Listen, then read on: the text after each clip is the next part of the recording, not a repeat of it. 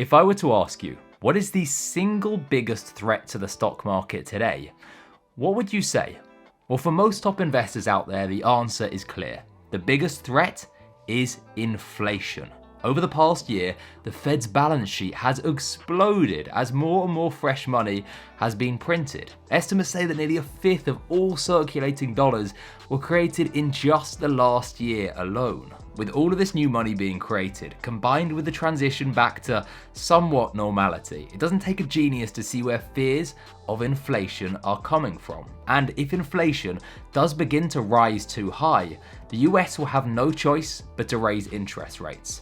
That makes it more expensive to borrow money, it alters discount rates for valuations, and in other words, it's bad for the stock market. And in particular, it's really bad for innovation, growth, and technology companies. So with inflation being the biggest threat to investing in innovation today, I wanted to take a deep dive into what the smartest investors in the world think is coming next, so we can learn how to prepare ourselves. In particular, we're going to be hearing from Chamath Palihapitiya and Cathie Wood. So I'm not going to make you wait. Instead, let's just jump straight into this first clip with Cathie Wood. Cathie, one thing I want to ask you, and we talked about it at the beginning, inflation. Your mentor, you and I talked about this just a few weeks ago, Art Laffer, you were in your 20s, you were focusing on the economy. It was a time where inflation was off the charts and everybody thought it would consistently stay that way. Laffer thought differently, and we know, well known in the supply side economics. Here we are at another time where the markets, the volatility is often guided by our inflation expectations. Is inflation going to be a problem in your view? Well, we've been saying for some time, actually since the depths of the coronavirus, we were doing YouTube videos saying regularly, V-shaped recovery, businesses are way behind consumers. Consumers are buying all of these goods. In fact, that's all they can do because they're stuck at home, right? So they were buying non-durable and durable goods that could be shipped to them, right? Right. Okay, that part of consumption is 1/3 of consumption, and a disproportionate amount or percentage of the market basket of consumers was in goods for the past year. Businesses didn't expect it. They were behind even before the coronavirus. They had been lagging in terms of capital spending, in terms of inventories. They were worried about inverted yield curves and China-US trade conflict. There were many, many concerns. So they had been dragging their feet. They got even further behind and still haven't caught up. So what's happening now? Double, triple ordering, maybe quadruple ordering, because they just can't get the goods. Panic especially buying. We've been talking about companies panic buying too. Panic buying. And so what I believe is we are setting up for a massive period of deflation. Now, let me explain that. There are three sources of deflation. One is when the orders, these double and triple orders, are canceled, right? Now, we have seen lumber correct 30% in the last week. I think this is the beginning of that. Copper is now starting to correct. And I believe that commodity prices went too far, too fast as businesses were scrambling and panicking, right? They were losing business to competition if they hadn't planned their inventories correctly. So that's one source of deflation, but that's only cyclical deflation. And we actually didn't expect it to start now. We expected it to start later in the year, but I guess it makes sense now that vaccines are here and consumers are shifting away from goods towards services or at the margin. The writing is on the wall. Those are double and triple orders are going to be canceled. Prices were too high, and we're probably going to see a drop in commodities. But there are two other sources of deflation out there, and this is what we've been saying for quite some time. One has to do with, it's a good deflation. It's caused by technologically enabled innovation. And we believe when you see DNA sequencing costs dropping 40% for every cumulative doubling in genome sequenced, or when you see AI training costs dropping 37 to 50% per year. These are massive deflationary forces that are going to hit every part of the economy. AI is going to be everywhere. So that's good deflation. Now, what's bad deflation? Bad deflation is going to hit those companies that are going to be disintermediated and disrupted by all of the innovation that we talk about all the time, based on DNA sequencing, robotics, energy storage, artificial intelligence, and blockchain technology. So companies who have leveraged up to satisfy short-term oriented shareholders who say, I want my profits now, I want my dividends now, so they buy back their shares, they haven't been investing enough in innovation. They are going to lose, if they're not lucky, if they are unlucky, they will lose their businesses. Okay, so Cathie doesn't fear inflation. Why? Because she believes there are stronger deflationary forces in the economy today. But what exactly does that mean? Well, inflation is when prices are going up. Deflation is when prices are dropping. So when Cathie describes a deflationary force, she's basically just describing something which is going to push down prices. Now, in particular, there are three forces that she believes will cause prices to fall. The first one is simply innovation. As we produce more of a piece of technology, it becomes cheaper to produce, and so prices fall. Take TVs, for example. Every year it becomes cheaper and cheaper to buy the same size and quality of TV. The second force is when orders are cancelled. As an example, construction companies need timber to build houses. When timber prices were recently soaring, these companies may have placed more orders than they needed in order to make sure they got in before prices rose even higher. However, as prices begin to level out and even fall, some construction companies may begin to cancel their orders, and that pushes prices down.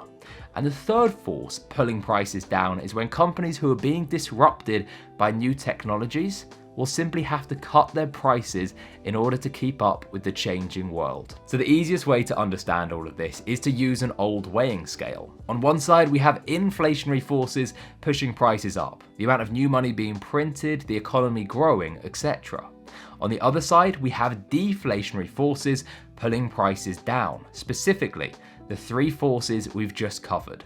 Now, whether we have inflation or deflation simply comes down to which set of forces are stronger. And of course, in Cathie's opinion, it is the deflationary side which is heavier. Now, we're going to hear what Chamath Palihapitiya thinks. And for these clips, I'm going to put the dates on the screen, because what's really interesting to see here is how Chamath's thoughts have changed over just the past month.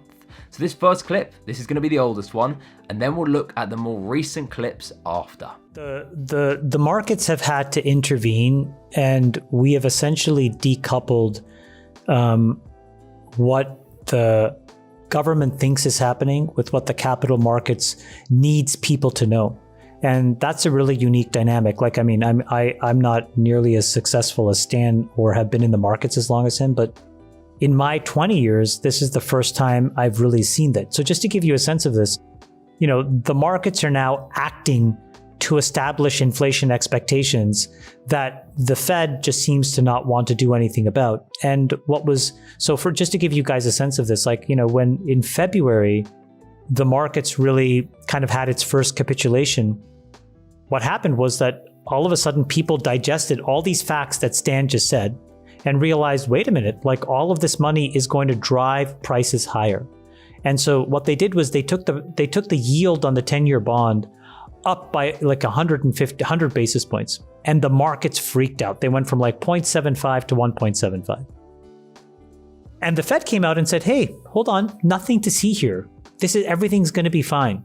But then everything since then has been sort of leading to this realization. Commodity prices are up 50%. There's this kind of like joke that, like, you know, you see a bed of lumber moving across a railroad. That's like $1 billion of lumber just because of how expensive it is. You know, there are shortages everywhere. You'll be shocked to know that today, Chipotle put out the following guidance, which is they said they are increasing the minimum wage to $15 and that within 3 years, you can make $100,000 a year at Chipotle. Yeah. That is as much as some engineers and coders in the United States. Dara Khosrowshahi, the CEO of Uber, said on the Uber earnings call last week that the average hourly rate that some drivers in New York, Uber drivers in New York, were getting paid was $38 an hour. What?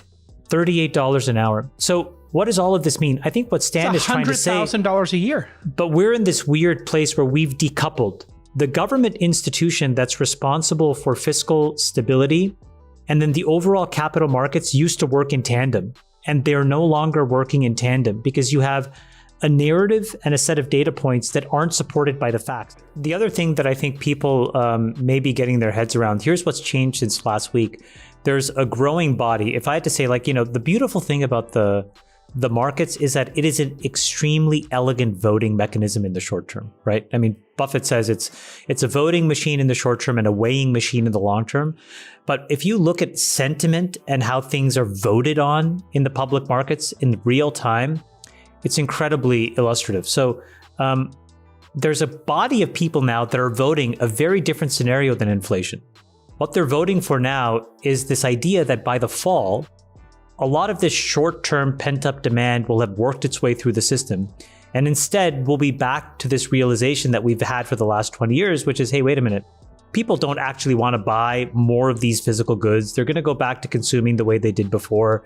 It's going to reflexively push towards technology companies again, and we're going to have this rebirth of growth. And you would say, well, how would you know that that vote is likely? And this one incredible thing happened this last week, which I just want to throw out here.